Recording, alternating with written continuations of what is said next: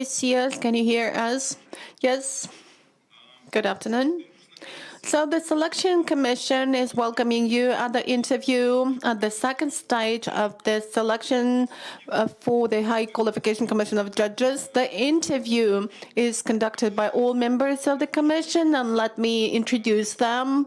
These are Judge Tadza Judge, me, Ivan Mishchenko, Judge Yevhen Mezentsev, Robert Brookhuizen, Stephen Martman, and Serhiy Verlanov. The rapporteurs at your interview are going to be Tadza Zhachny and Yevhen Mezentsev. Mykhailo, if for some reason the interview is interrupted because of lack of electricity, internet, air alarm, or something like this, don't be concerned. That we will keep in touch with you, and the interview will be continued, starting with the place where we stopped. Please keep your mobile phone close to you. Don't switch it off. Don't switch off the sound. In case something like this happens, the commission will reach you. As far as the interview itself is concerned, the request is to give concise and clear answers, and the member of the commission who is asking the question is entitled to limit the duration of your answer. And before the interview, you will also have a chance to introduce yourself, to present your motivation, and to tell the key things you think the commission should hear from you right before the beginning of the interview. Thank you, and let me give the floor to my colleagues, Yevhen and Ted. Yevhen, you're welcome. Thank you, Ivan. Welcome once again, Mykhailo. I'm Yevhen Mezentsev. I'm going to be a rapporteur at this interview. And so, dear colleagues, let me introduce our next candidate. This is Mykhailo Bohonis, born in 1984. He's the judge of Vinnytsia Circuit Administrative Court with work experience of almost 16 years in law. And 10 years of this experience are the years of being a judge. He graduated from Lviv Ivan Franko National University. He has the command of the Ukrainian language, has the certificate, second-degree certificate, issued on the 21st of January 2022. Mykhailo is a rather highly professional lawyer. He participated in the competition for the High Court on Intellectual Property that was held in 2017-18. He actually did not pass, but not because of his initiative, but because the High Qualification Commission stopped its operation. And during the qualification assessment in 2018, he got quite a high score. This is 896 points. And according to our data, this is the highest level of the highest score any judges of the trial courts in administrative circuit courts got. Following the National Agency for Corruption Prevention certificate, his income is 5.7 million hryvnias over 5 years. We and civil society organizations had some questions related to property. We have clarified almost everything, but today we will also have to discuss such issues. For the issues related to property to be well known to everyone, let them be discussed, and let us give you an opportunity to at least understand what the reasons for those elements of criticism are. Now, Mykhailo, with the permission of the chairman, let me give you the floor for your introductory speech. Introduce yourself, tell about your motives for participation in the competition, what has led to this, and what issues, what changes in the future do you consider to be critical for the judiciary? Thank you, Johan. If we make an insight into my biography, I got higher legal education in Lviv Ivan Franko National University. I graduated in 2006 and got master's diploma, Master of Law with distinction. And then I worked in the private field, like a legal counselor in the field of private law. Then I started working in the staff of the appellate administrative court in different positions, in particular counselor and assistant judge. And in 2012, in January, I was appointed judge. of Vinnytsia Circuit Administrative Court, and I've been holding this position up till now. While working as judge, I've been systematically participating in different training events, practical events like workshops, roundtable discussions, and other events that are held for the sake of raising qualifications and discussing practical issues related to application of the norms of substantive and procedural law during administrative court proceedings, and I had a pleasure to be a speaker at some of those events. My speeches were related to the problems of taking into account the practice of the Supreme Court with the participation of state audit service bodies in particular.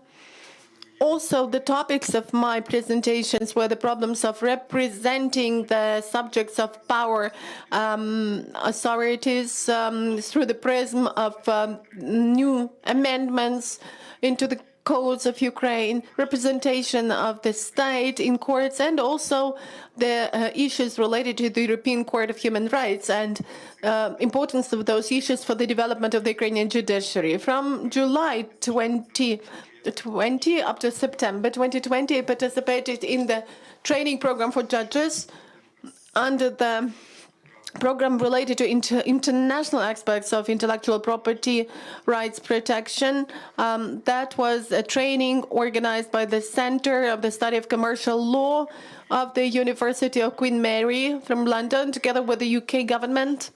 I successfully passed this course and got the respective certificate. And as you have mentioned, during my career, after 5 years of my mandate as a judge, I took the qualification assessment and passed it in the period of 2017-2018. And also in that period of time, I participated in some competitions to the High Court on Intellectual Property and its appellate chamber. Besides that, I'm involved in the competition for the vacancy in the appellate court, in appellate administrative court, and participation in selections and my work experience and the experience I've got during my work have enabled me to develop a system of views about the scope of the challenges the HQCJ will be facing, the methods of its work, and the vision of the ideas that are worth being implemented in the procedural work of the Commission in order to improve its performance.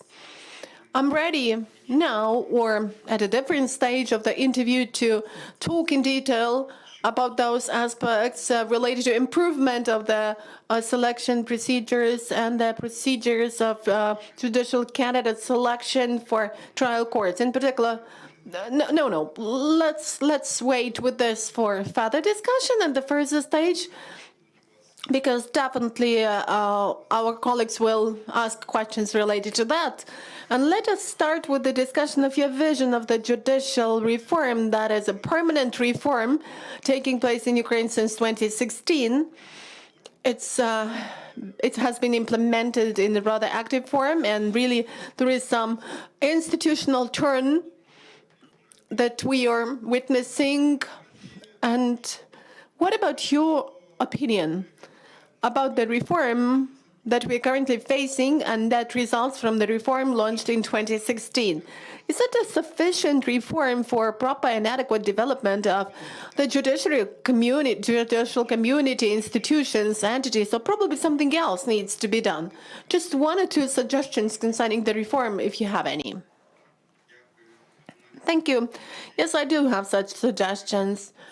I think that successful functioning of the judiciary should be based on 3 pillars: institutional, staff, and functional. And now we are at the stage when institutional and staff components are under reform, and the judiciary in general. As far as the institutional component is concerned, I think that to create some preconditions for efficient work and performance of the judiciary in general, we need to complete the process of implementation, or rather introduction of the new system of trial courts, we should complete selection for High Court of Intellectual Property and Appellate Chamber of this court, and we need to reinforce and strengthen the institutional capacity of the decisions of the Supreme Court, in particular in some exemplary cases. I would like to focus on this last aspect in great detail, if I'm allowed to. Yes, but just try to be concise. So the issue of institutional capacity, or strengthening institutional capacity of the decisions of the Supreme Court, was raised in the decree of the President on the strategy of development of the judiciary for 2021-2023. And we, judges of administrative courts, are facing this problem in reality, because 90% of our cases that are being considered by administrative courts are actually related to the duplication of the conclusions of the opinions made by the Supreme Court in exemplary cases, in particular in disputes related to payment of pensions and other social benefits. That's why it is important as never before to ensure the mechanism, like the pilot decision. We have this in the European Court of Human Rights, and it's necessary to enforce this decision and to take measures of general nature while enforcing decisions of the Supreme Court in the exemplary case, because the efficiency of the judiciary is not provided through repetition of same type opinions in hundreds of thousands of cases related to social disputes. But I rather think that this efficiency could be ensured in case of implementation of the effective mechanism of enforcement of decisions of the Supreme Court in exemplary cases and application of general measures on their basis. Okay, thank you. Thank you. You have covered the issue. Thank you for your answer. Now, with your permission, we will go over to discussing the issues related to declarations, because our commission pays quite a lot of attention to such issues. Appointment to the High Qualification Commission of Judges of Ukraine is related to further automatic appointment of the examination of such people by the National Agency for Corruption Prevention, and we would not like to lose the people whom we recommend for this position due to faults with their declarations. So let me mention the issues related to you. You own an apartment in Vinnytsia, 60 square meters, which was acquired in 2013. The declaration for 2013 mentions that your expenses to purchase this apartment were 98,000 hryvnias plus something. And in further declarations, the cost of the apartment was different. That was 340,000 hryvnias. We have got information from you, an explanation from you, that you actually borrowed some money to buy the apartment and also used your own money. But I would like to get the answer as to why we have such a difference, and when did you pay the money for this apartment? Thank you for the question. On the 5th of January 2023, I actually finally got access to the materials of the dossier, and the materials collected for me within the selection procedure for the HQCJ. And while getting acquainted with the materials, I developed some written explanations, and I sent them to the email of the Selection Commission on the 7th of January 2023. And these explanations cover the issue of declaring, methodology of declaring the costs of the apartment and the expenses spent on this apartment. But let me tell about this in detail.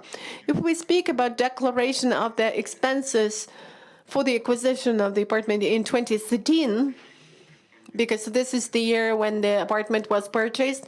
So following the law valid at the time about the principles of corruption prevention, subject of declaration, in particular judges, had to submit declarations in writing following the form envisaged by annex to this law. Right. And one of the sections of this declaration was information about the costs spent by the subject of declaration related to purchasing of the apartment. But let me draw your attention to the fact that the declaration submitted by me, the information about the cost, the value was not to be indicated. That's why in the section on the cost, I indicated only the costs which I spent in 2013. And this included the first installment, 85,000 hryvnias, and 130 hryvnias, and also the costs I had to pay in that year because of the conclusion of the insurance agreement for the real estate property and some other insurance agreements that were related to credit commitments I got with the public share joint stock company under the credit agreement concluded between us. And the subject of this agreement was getting and using the money amounting to 255,000 hryvnias, and this was the money paid by the bank to the construction investment fund as the other part, the other installment included to the value of this apartment. But the costs of acquisition, the cost of purchasing were 98,000 hryvnias. Okay, and you mean that the other amount was paid by the bank? Okay, it's clear. Here is another issue. In your declaration for 2015, you mentioned that you spent about 70,000 hryvnias to pay the debt under the credit and some interest under this credit. Similar information has not been reflected in Section 13 of this declaration as your financial commitments. It was just indicated that you have credit and the principal, the body of the credit is 183 or something thousand. In the period 2015, 16, and 17, or rather, let me take 2015. The peculiarities related to the declaration were that subjects of declaration were to submit declaration on the basis of the law I've already mentioned, on the principles of prevention of corruption, and also after the decision was passed by the NACP about automatic declaration and declaration registry. So after that, we had to fill electronic declarations to the website of the National Agency for Corruption Prevention. As far as electronic declaration is concerned and reflection of the data and the principle of the debt and the interest is concerned, let me draw your attention to the fact that according to the same law, I was guided by while filling out the declaration. The declaration should include the data about the commitments or liabilities of the subject of declaration in case the amount of that in 2015 exceeds 50 minimum taxable salaries. In 2017, this amount was changed for the subsistence minimum.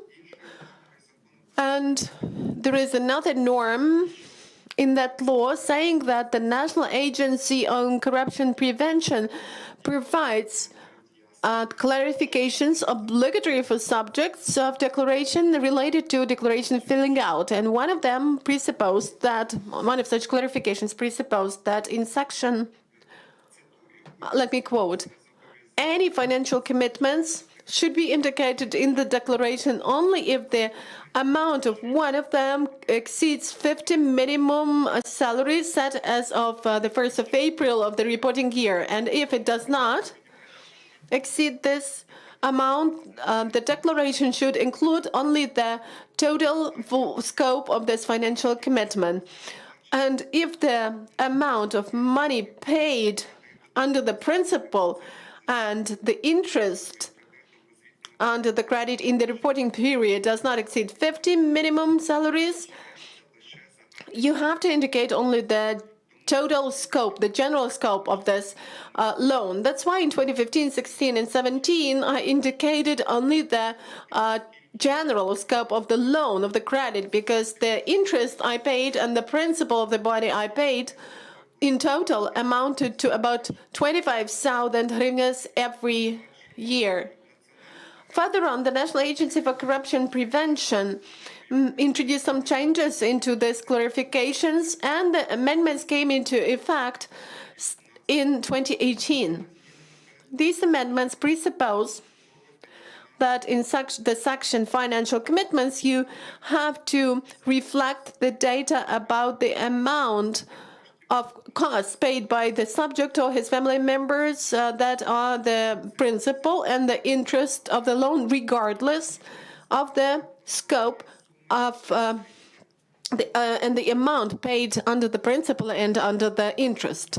Well, your standpoint is clear in general. Thank you. And here is my last question or concerning your property. This is related to apartment in Lviv, 66 square meters, which was purchased in 2002 at the price of 30 and something thousand hryvnias. Back then, it was 5,000 and something dollars. And actually, the commission was frustrated with the cost, with the value of this apartment, which was rather low. And besides that,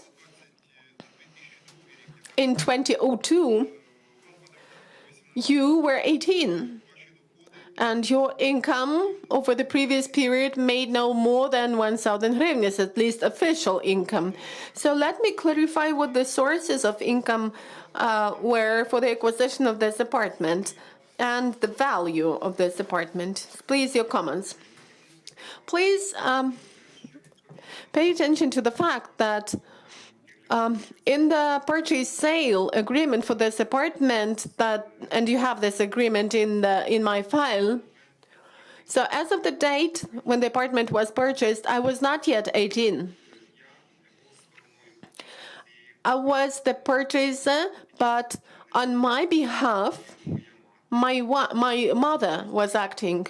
And the money for the acquisition of this apartment actually was the savings of my family members who helped me buy this apartment to solve the problem with accommodation while I was studying at the university over the period of 2002, 2001, 2006. So this was not my money, my personal savings, or my personal income. This was this money that actually was the savings of my family members, because as of the date of purchasing of the apartment, I was a minor. I was underage. I was not yet 18. Thank you, Mykhailo. Then let me handle you to the careful hands of my co-rapporteur, Mr. Tadzajachna. You're welcome. Yes, Judge Bohonis, good to meet with you.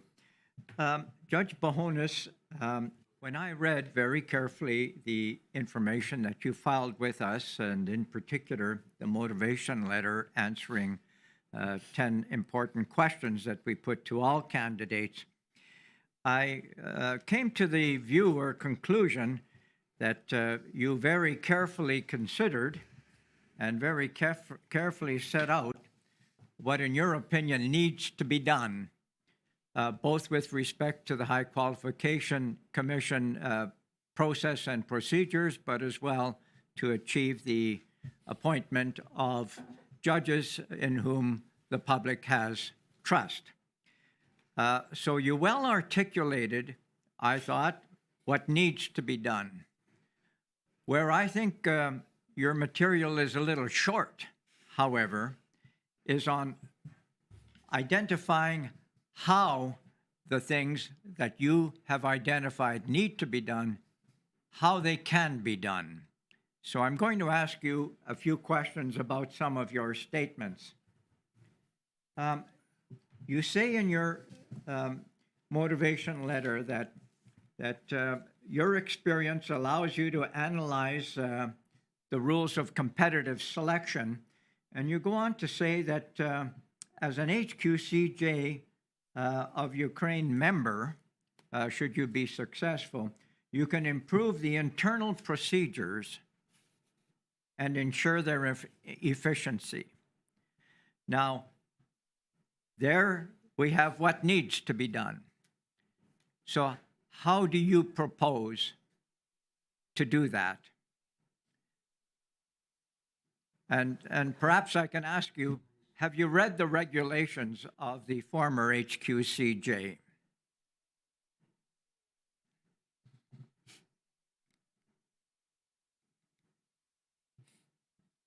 Yes, go ahead. Thank you.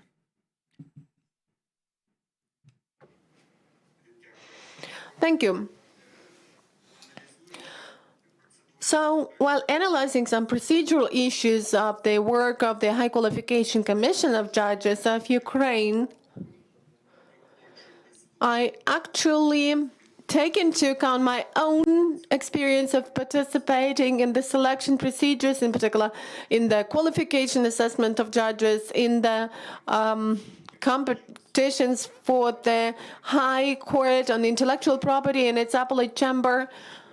And also I take into account the experience of selection procedures that are related to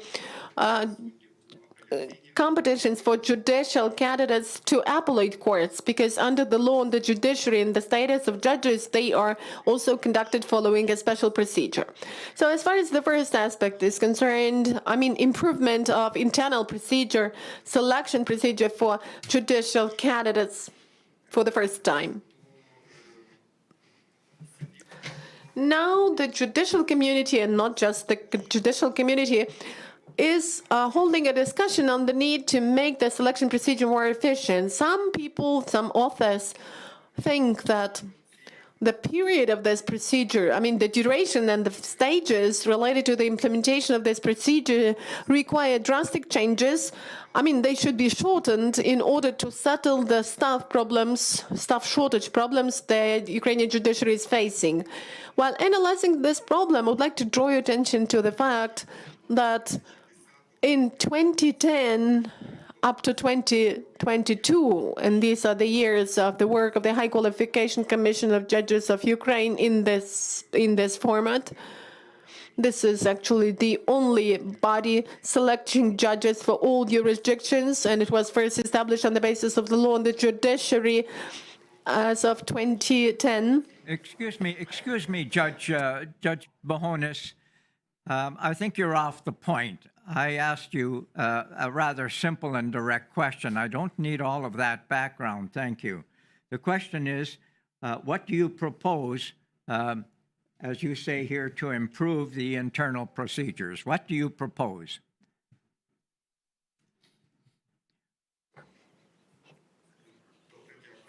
Okay, thank you. So the proposals related to improvement of the procedure for the High Qualification Commission of Judges are the procedures by internal procedure. I mean, something that the HQCJ can settle on its own with no need for legislative changes. First of all, I mean by this, making more efficient the procedure for special inspection or special examination of those judicial candidates who are appointed to judicial positions for the first time. What steps I mean by this optimization or improvement of efficiency? Now, specialization within selection procedures is applied by the Commission during the qualification exam. I think that a good idea would be to introduce specialization at the stage of special training of judicial candidates, because thus we could take into account the individual interests of the participants, of the candidates, and to preserve the quality of this training. As far as the structure is concerned, I would rather have this training within one specialization for 1 month. I mean, 1 month general training and 2 months specialized training and some practical training or probation internship in a specific court. In this case, the duration of training of one candidate in one specialization would last, well, depending on the number of specializations he has chosen, would be from 3 to 7 months.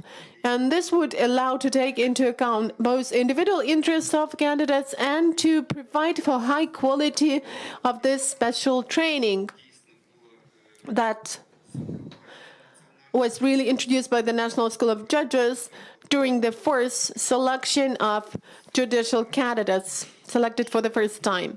As far as the methodology is concerned, again, this is one of the solutions that could be implemented by the HQCJ independently on its own without the need for any legislative changes in the law.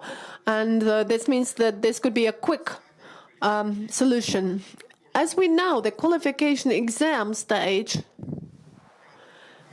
at each stage.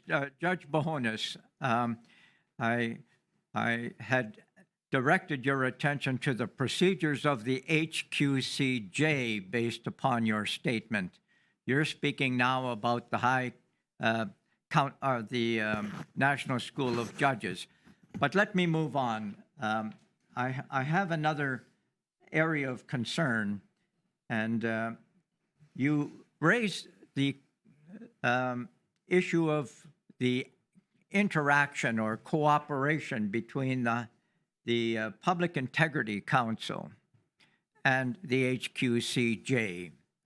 And you may be aware that the Public Integrity Council at one point in time, quite recently, was so dissatisfied with the way its opinions were dealt with that they discontinued their participation in the assistance of the HQCJ. What would you propose for the approach that the HQCJ should take with respect to the opinion of the Public Integrity Council that would encourage better cooperation and relation between the two?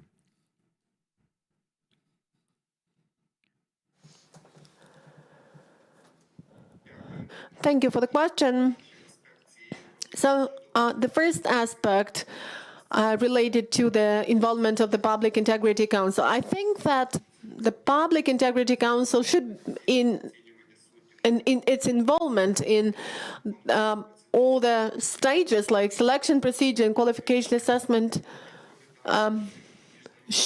actually meets the international recommendations related to the functioning of the judiciary, in particular, opinion number 10 of the Consultative Council of the European Judges and number 24. It is also based on the requirements of the law on the judiciary and status of judges. And this involvement helps the public get involved in all the procedures conducted by the HQCJ. As far as improvement of functional cooperation is concerned, I suggest that procedural aspects of this interaction of the Public Integrity Council and the HQCJ should be based on the provisions and the methodology of qualification assessment and the indicators of qualification assessment, principles of qualification assessment. And following this local regulatory act that has been improved by the High Qualification Commission, there is a need to establish a clear procedure for submission of information and opinions of the Public Integrity Council, the deadlines for submitting this information, the consequences of compliance and non-compliance with these deadlines. We need this procedure in order to avoid any issues related to imperfect nature of the regulation, legislative regulation of this relationship between the two bodies involved in the qualification assessment of judges, be it within the selection process or be it within the procedure of checking whether the judge meets the requirements for his position. Yes, all right. Thank you for that answer. I'm going to turn the matter over to my colleague now, the chairman. Thank you. Thank you, Ted. Пане Сергій, вам слово, будь ласка. Sergey, I'm passing the floor to Sergey now. So, Mykhailo, could you please tell the Commission the following? When studying your motivation letter, you paid attention to clause number 8, where you indicate that in order to enhance the level of trust in the judiciary bodies in Ukraine, should you be appointed as member of HQCJ, it is necessary to. So here you are listing an entire array of things, but I'd like to draw our attention to two. So you suggest that we improve the institutional quality of the judiciary. You've mentioned that already during one of the answers about the institutional component.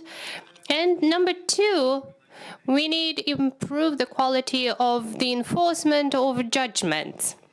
I'm asking you this because the mandate of a member of HQCJ, as based on Article 34 on judiciary and the status of judges, in what way does a member of HQCJ realize these criteria, fulfill this criteria? And I also would like to ask you, how does the HQCJ participate in the formation of legislation pertaining to judiciary? And will it not go against the principle of division of the branches of the government? Thank you for the question. Let me answer the first question. I do agree that the law on judiciary and the status of judges did not foresee any mandate for the High Qualification Commission of Judges or the members of HQCJ with regards to ensuring creation and implementation of mechanisms that would improve the enforcement of court decisions. But while indicating my position in the motivational letter, I was stemming from the ideas of improving the functioning of the judiciary that could, in general, ensure its efficiency. And I was not looking solely on the mandate indicated for HQCJ in the law. So that's the first thing. As far as the second question is concerned, there's an ongoing debate, and I believe it's quite logical, and the arguments are also quite justifiable, with people saying that the High Council of Justice should have the lawmaking initiative. So we are not even talking about delegating the function of lawmaking to HQCJ. We're talking about High Council of Judges. According to the existing legislation and the law on the judiciary and status of judges, the High Council of Justice has some separate mandate with regards to consultative opinions, with regards to amending the existing law on judiciary and the status of judges, as well as the mandate to express any other opinions on other legislative acts relevant for the judiciary. Unfortunately, the High Council of Judges does not have the right of lawmaking initiative, and I believe that this is a question that should be discussed further, and it should find its implementation on the level of normative regulation. So High Council of Judges should have the right to introduce some legislation. And can the HQCJ somehow contribute to this if we look at our legislation? According to the mandate that a member of HQCJ currently has, as a member of a collegial body, and the HQCJ as a collegial body in general, they are currently not having any mandate to impact this process. Thank you. There are no more questions. Stephen, do you have any questions? Stephen? Or Robert?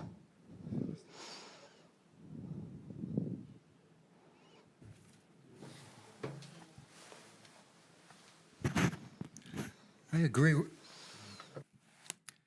agree with Judge Zarzeczny that some of your statements are a little bit overly drawn, but I do think your motivation is one of the best motivations that I've seen in the competition here.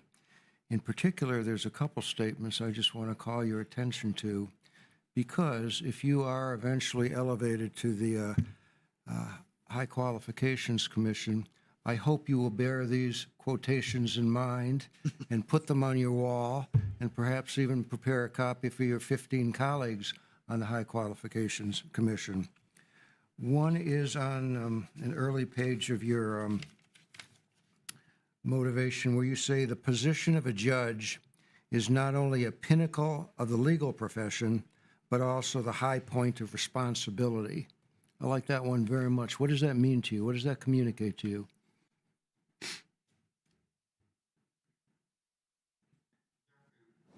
Thank you. I remember this quotation from my motivational letter.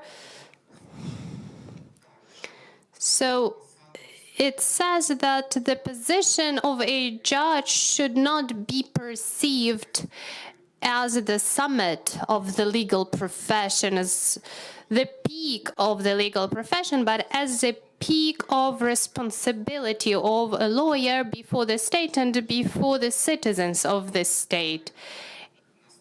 And I understand that a person who wants to become a judge must primarily realize, when applying to any competition, the level of responsibility that they will have to undertake should they be appointed based on the result of positive assessment. I also like a second statement that you have. That's one of the main ideas, that any person who would like to be appointed as a judge should keep in mind. Well, I hope you will also keep that in mind if you're elevated to the High Qualifications Commission, as I indicated. That should be a standard of your decision-making and that of your colleagues as well, I believe.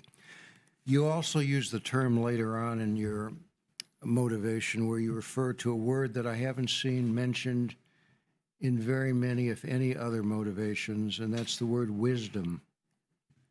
What does the word wisdom mean, specifically wisdom in the judicial context?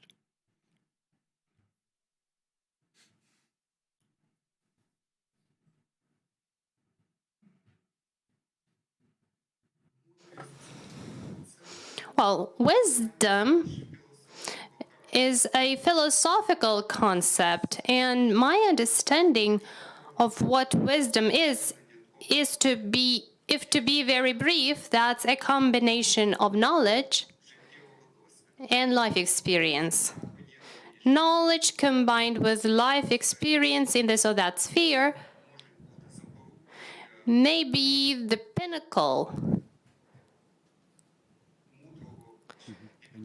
of a wise approach to making of these or that decisions. It's not a matter of doing well on the IQ test or the personality test. It's something more subtle and distinctive from that, isn't it?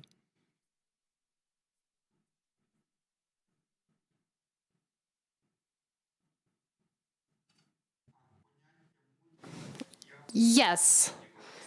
I would not define wisdom in terms of intelligence, because intelligence is one of the components if we are talking about intellect, because there are different types of intellect, like emotional intellect as well. If we are talking about some level of intelligence, knowledge, so that is the knowledge combined with life experience, and together they make up wisdom, which is a broader concept than simply intelligence.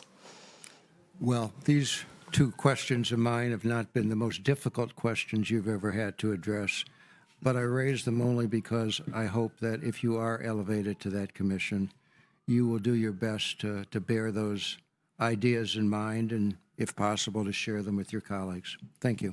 Okay, Robert, yeah, answer questions, if you don't mind. Yeah, Mr. Bohonis, you were the first candidate where I think I can pronounce. A bit closer. A bit closer. Yeah. Did you hear me?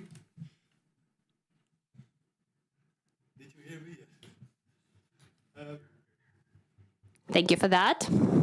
Well, when I listen to you, and I try to listen carefully, I hear someone who is very well able,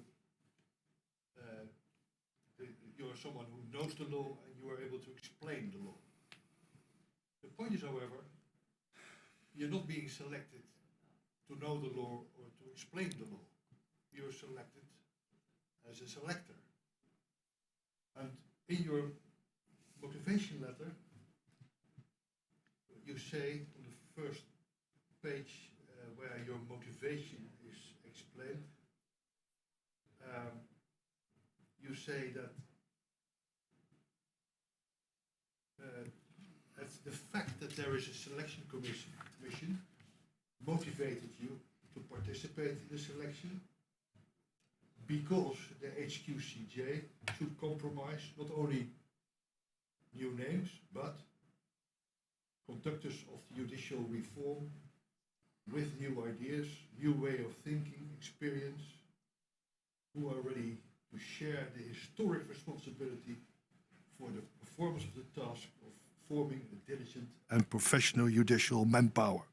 So what it says is, and I agree with you, that the HQCJ should be formed by leaders in the profession who would set out the way that there will be a change within the judiciary, a change for the future, which is important and historic. And then, of course, the question arises, what is the task of the member of the HQCJ?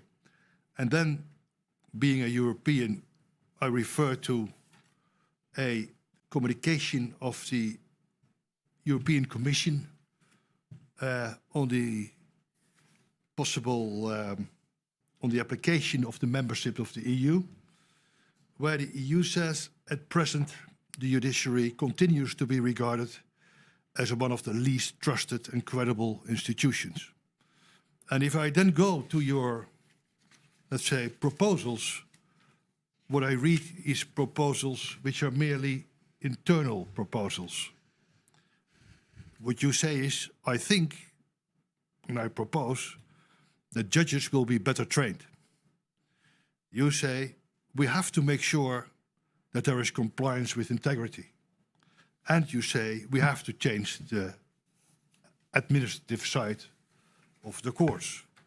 But can you please explain whether this will lead to a change in the trust of and the people of Ukraine, where the trust is very low, and the trust of the members of the EU that in fact reform has taken place? And maybe you can add and explain that you are the one who will be able, from out of a leader position, to set out the way in order to accomplish this difficult task.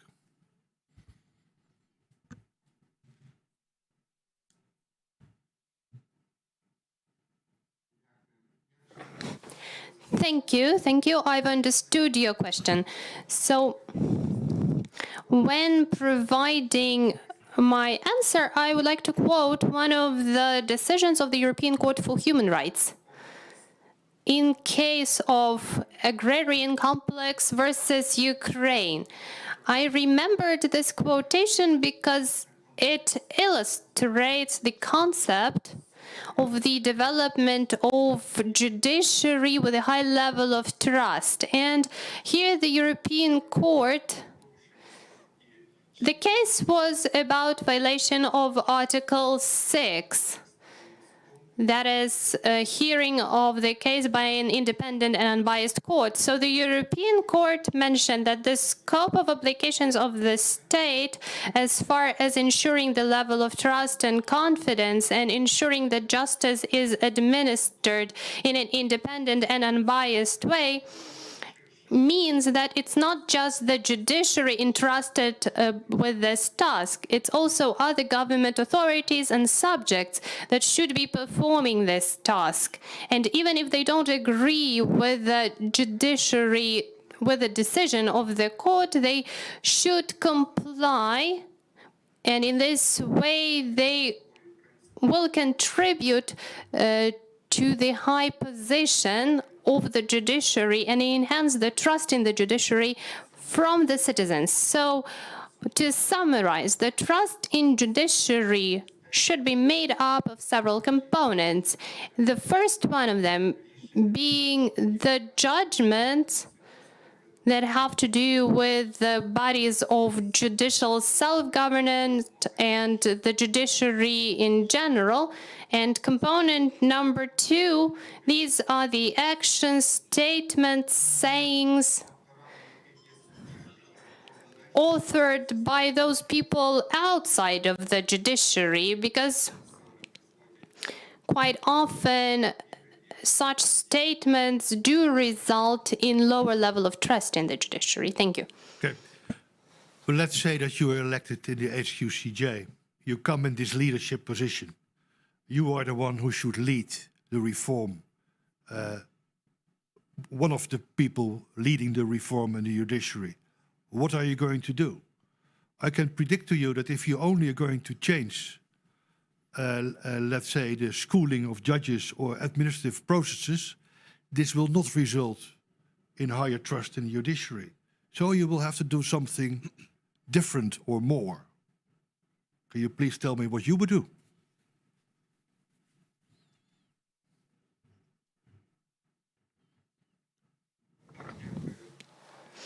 Yes, thank you for the question. To answer your question, I would like to refer to the recommendations provided in conclusion number 24 of the Consultative Council of the European Council of Courts.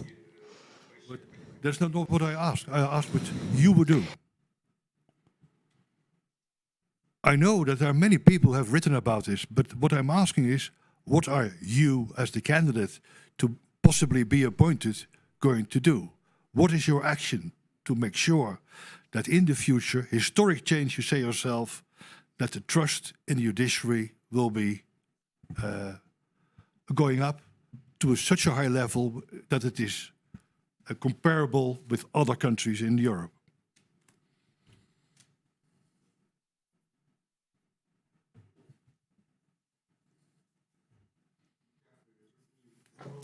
Thank you for the question.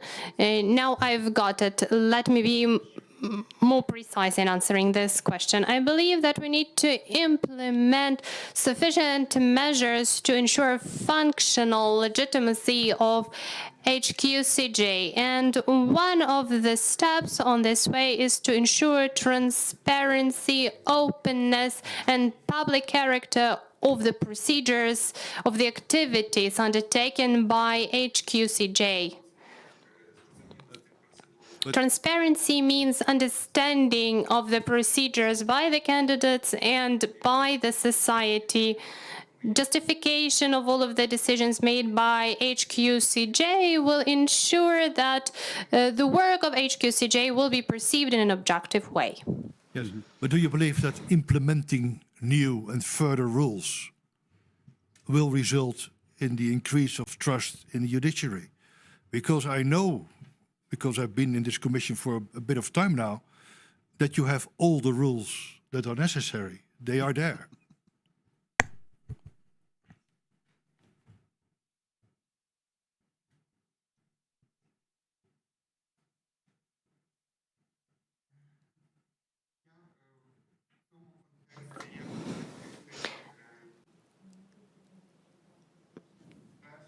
In this context, I would quote Otto von Bismarck.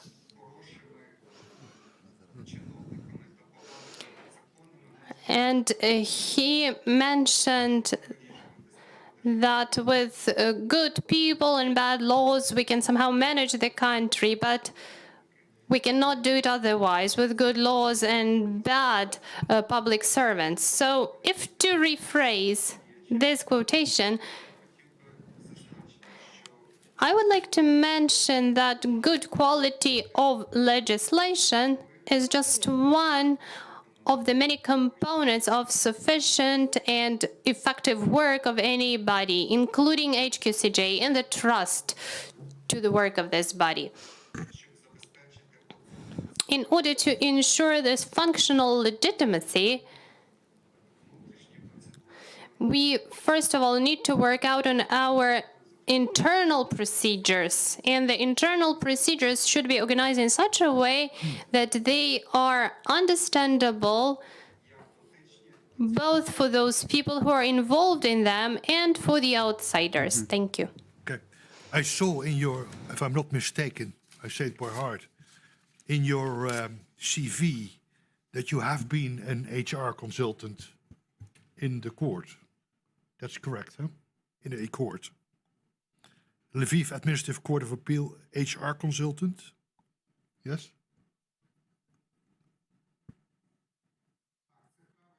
Yes, that's true. Yes. I didn't work on that position for a long time, but that's true.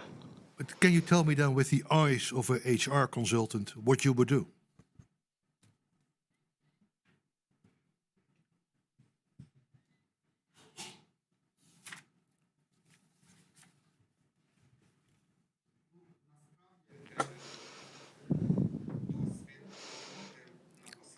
Well, in fact, my experience working as an HR consultant probably did not contribute that much Okay. to how I see work with staff. My work as a judge contributed more to that, because while working as a judge, I have on many occasions selected my assistants. And I do believe that this kind of experience has been more significant in this respect, the component of selecting someone than being the consultant for HR work. Because at the time when I was being the HR consultant, competitions took place in the form of tests. There were no interviews. I have not conducted any interviews myself. And I didn't have any emotional or other type of contact with the candidates to be able to assess their qualities, moral, ethical, etc. Thank you. No further questions. Окей. Пане Михайле, ну, з усією повагою до Михайло? Пана Бісмарка. With all due respect to Mr. Bismarck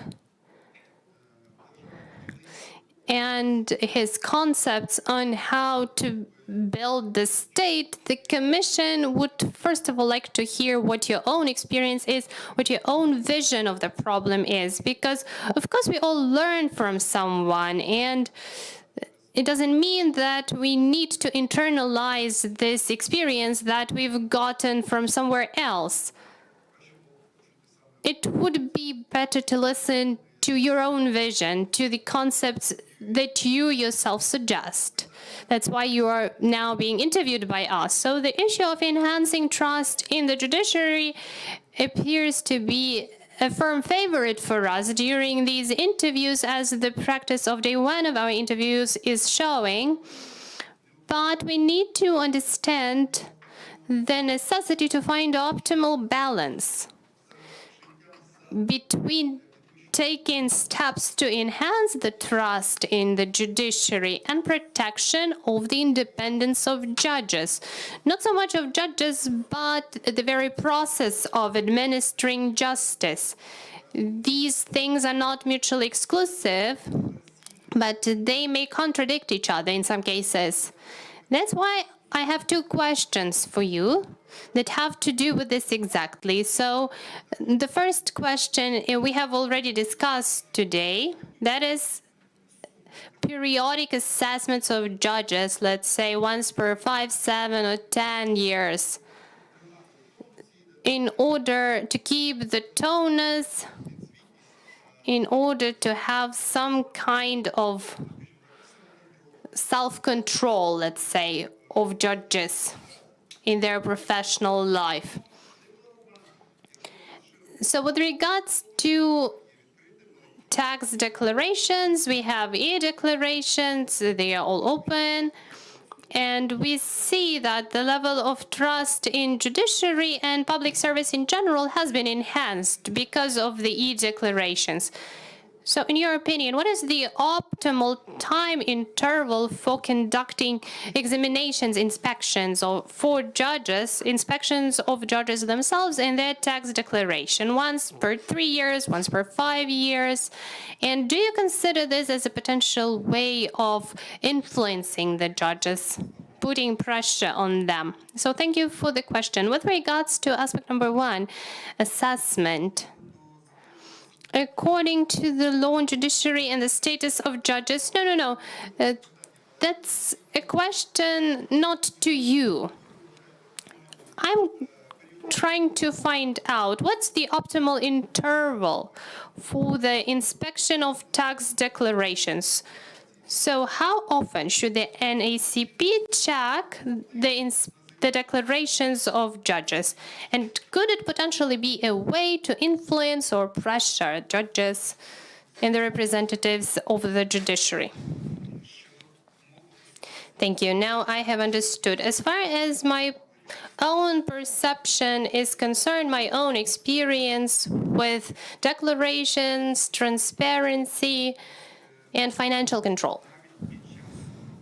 Even during participation in the competitions and during the present competition, I faced with the need to provide additional explanations with regards to my declaration that had to do with me purchasing real estate. Yes, once again, Mykhailo, this is not a question to you personally about your own declaration, but how do we find a balance between the need to check the tax declarations of judges by NACP and the independence of judges? Because the people who are undergoing any assessment just like you, or people who have been appointed to the High Council of Judges or HQCJ, they automatically find themselves on the list of those who are subject to inspections. And since the moment the procedure for declarations has started, not all people have been inspected. Not all of declarations have been inspected. So how do you believe, what should this internal be? 2, 5, 7, or 10 years for finding the balance between the independence of a judge and exerting some control over their assets and property? What should the interval be? Thank you for the question. So I would think that the interval of inspection, since you're talking about full, complete inspection, right?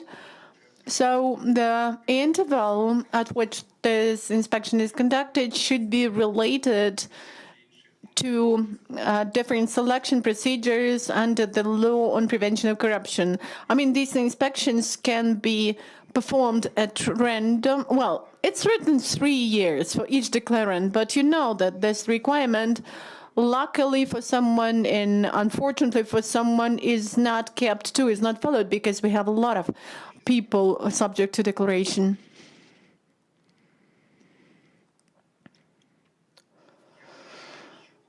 I think that the optimal interval would be the interval that will allow to take steps to respond in case it is identified that the declaration is not full or is not reliable. I mean, it depends on whether the actions of the person making the declaration and his or her actions show some signs of misdemeanor.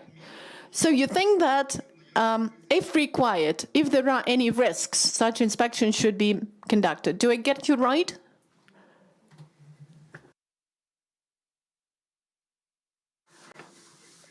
You mean the general inspection? Yes. How often should this examination be conducted? Once in 3, 5, 7 years?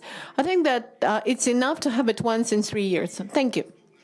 And here is another tricky question related to decriminalization of the crime considered to passing an illegal decision. I mean, for example, members of the parliament, the MPs, do not have any criminal responsibility for the decisions passed in the premises of the parliament. They are the representatives of the legislative authority, and the point is that a civil servant who must perform certain functions should not be afraid of passing decisions. What do you think? Is it justified from the point of view of trust in the judiciary and also from the point of view of the need to ensure impartiality of judges? Do you think that there should be a crime like that, like passing an illegal decision? So, as far as the grounds for responsibility and accountability of the judge for the decision are concerned, again, really you're right that the law on the judiciary says that the judge will not have to be responsible for the decision made by him, but for cases when there is a crime or a disciplinary offense. As far as the second component, decriminalization, is concerned, the decision of the Constitutional Court related to criminal responsibility for illegal decisions was based on the key motives like unclarity, lack of clarity for the motives for passing this decision. This decision, yes, I understand, but I'm not talking exactly about that. I'm not trying to convince you whether the Constitutional Court's decision was right or not. It is just mandatory for us because we are judges and citizens of Ukraine. But just in theory, in the ideal world, with the ideally developed composition of a crime, should there be such a composition of a crime as the responsibility of the judge for the decision passed or not? Or maybe it's enough that any illegal, bad, wrong, erroneous decision can just be cancelled by the next instance. Is it enough just to have this decision cancelled, or should a judge be responsible and have this Damocles sword about him?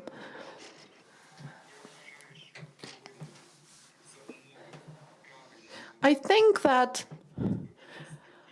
if the article of the criminal code determines the composition of the crime in the right way, there should be some responsibility for such actions as you have just mentioned. Thank you. Thank you. Ivan, the floor is yours. Mykhailo, is it difficult for someone to make you convinced of something? Well, I try to be objective to criticism and to some beliefs.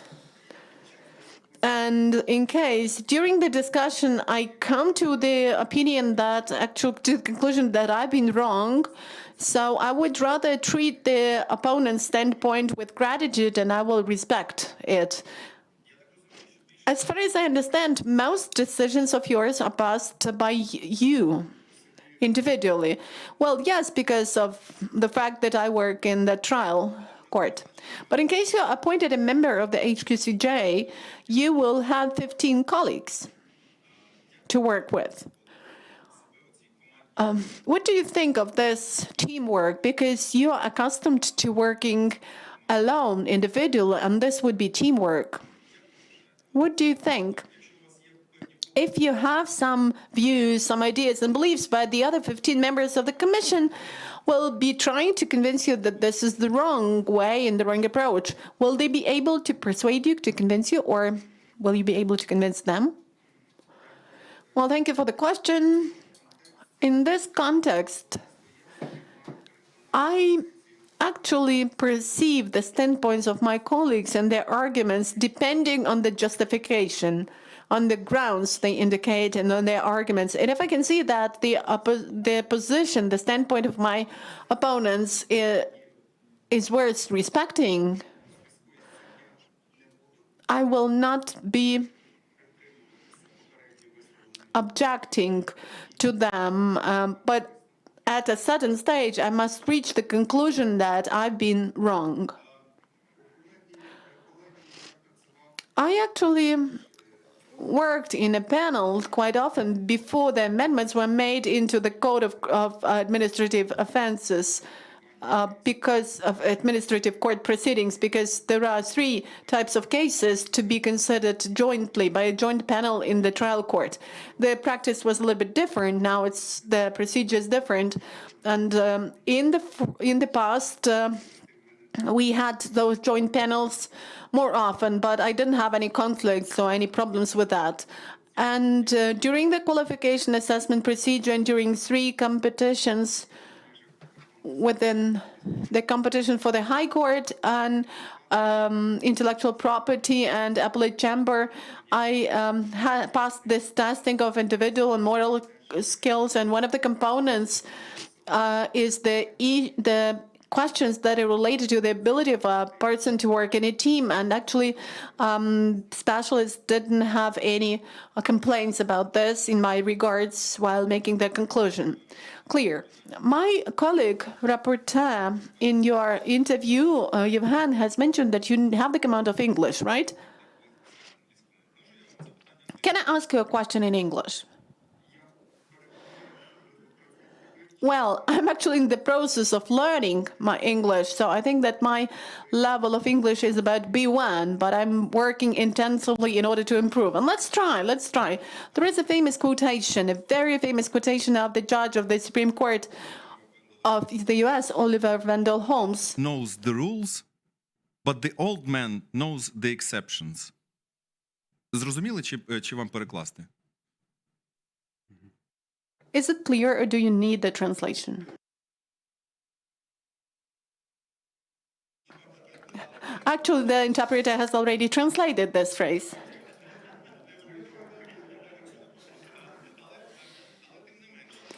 But nevertheless, and who are you in this quotation, and how would you comment upon it? You know, Ivan, I think that here we should be looking for the boundary when we're speaking about a young man and an old man. There should be some balance found. And the member of the commission has asked me a question about the correlation between knowledge and wisdom. I'm working at the theoretical level of knowledge within my professional career for it to be of proper quality. And I hope that my life experience is also bringing another component to me that is actually developing this wider notion of wisdom in the decision-making process. Thank you. Thank you for the question. I don't have any other questions, Yevhen. Thank you. No, Okay, I have that's no all. further questions. Thank you. Okay. Then you have to give a last word. Окей. Пане Михайло, Yes, Mykhailo, so to conclude our interview, you have about 2, maybe 3 minutes. Maybe you've forgotten to say something, or you would like to focus on something, to draw your attention to something. How would you conclude your interview? Please, the floor is yours. Thank you, dear commissioners. Working as a judge, I can tell that I really feel for the development of court and its position in the judiciary, in the revival of trust in the judiciary among citizens, no less than court users, because this is an element of the state of law. High position of court and high position of the judiciary in general. I've got actually more than 15 years of my experience as a judge, and I've been working in the legal system for 13 years. And I have made conclusions, clear conclusions, that drastic changes, fundamental changes are occurring in the judiciary. Of course, all of us want these changes to come as quickly as possible, to be more efficient. But I'm sure that we have taken the right track, and we are analyzing the evolution of the judiciary in general. And if we do this, we may see that the progress occurring now is really bringing about significant changes in the judiciary. And I'm sure that completion of the selection procedure for the development of the HQCJ and restoration of the operation of the Commission will come as an important element and an important step on the way to the establishment of the judiciary and evolution of the judiciary following the standards we would like to have. Thank you. Thank you, Mykhailo. As far as I understand, members of the Commission don't have any further questions. That's why let's conclude our interview. Thank you for it. Goodbye. Good luck in everything. Goodbye. Thank you.